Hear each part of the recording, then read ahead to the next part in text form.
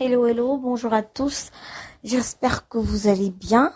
Du moins, c'est ce que je vous souhaite. Je suis Maria Bessolo, consultante RH. Et ici, sur notre chaîne, voilà, on parle de quelques astuces qui peuvent vous aider au quotidien sur le plan RH. Alors, aujourd'hui, on va aborder une thématique simple. Job description. Descriptif de poste. C'est quoi son importance? Pourquoi est-ce qu'on doit l'avoir? Qu'est-ce que c'est? Alors, les job descriptions, généralement, on utilise l'expression anglaise, mais simplement, c'est un descriptif de poste. Un document, voilà, qui décrit les principales tâches que l'occupant du poste doit faire quotidiennement et voilà, les résultats qui lui seront assignés.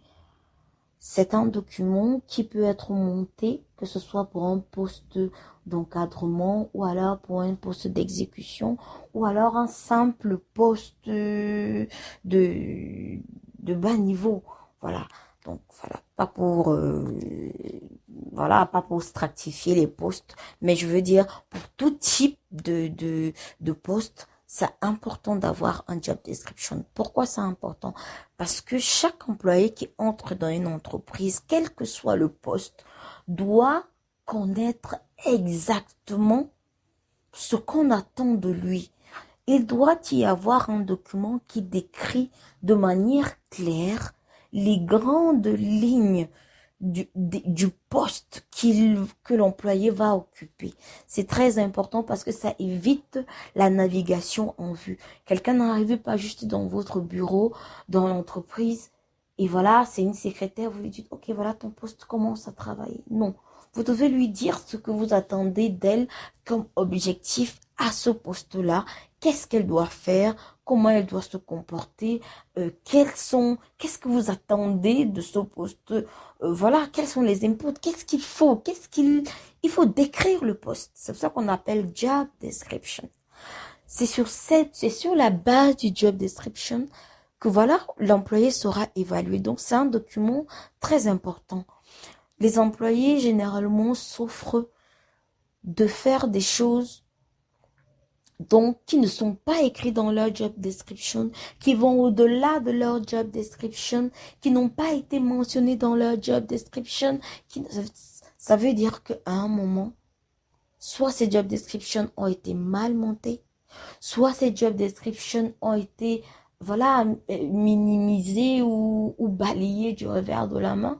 Non, quand un employé arrive dans l'entreprise, avant même qu'il n'arrive dans l'entreprise, quand le besoin est créé, il faut automatiquement bien décrire le besoin. C'est pourquoi le job description, c'est le deuxième document qui est important quand on doit recruter un employé. C'est-à-dire, après la demande de recrutement, il faut un job description. Ça veut dire que le service qui initie le besoin d'un travailleur doit joindre à sa demande le descriptif du poste. Une demande de recrutement sans job description, ça ne passe pas.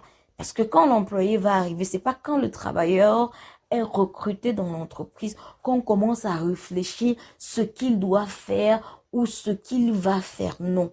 D'entame, avant qu'il ne vienne. Les managers, c'est 1+1, savent déjà ce qu'ils veulent, ce qu'ils attendent de lui. Il y a déjà une feuille de route. C'est ça, un consultant, il y a déjà un TDR. C'est un terme de référence, des termes de référence de sa consultance, de sa mission de consultation, qui sont déjà préparés d'avance.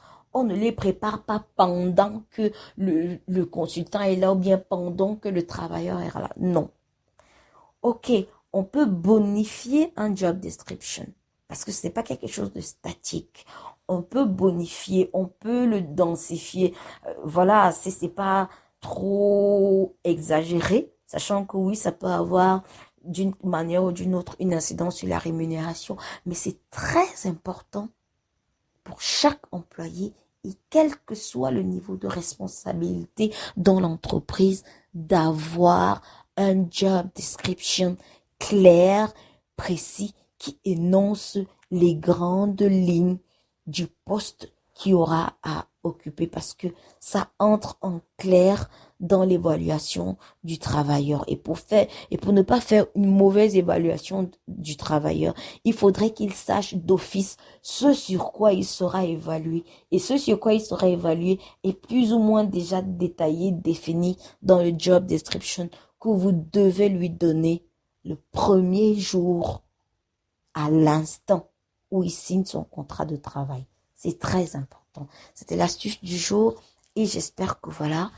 ça pourra aider des managers ou des RH au quotidien. Merci.